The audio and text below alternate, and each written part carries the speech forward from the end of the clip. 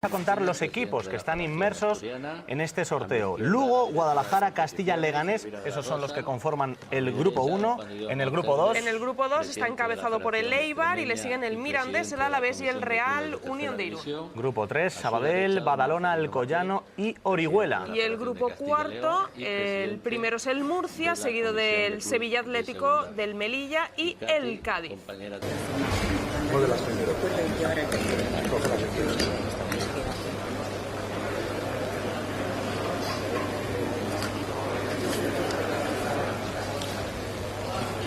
Centro de Deportes Sabadell, Sociedad Anónima Deportiva.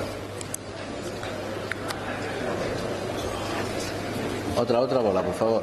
Vamos a sacar ya.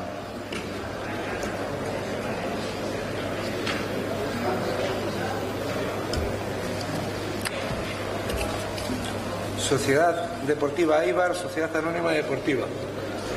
Muchas gracias, don Alex. Gracias, suerte.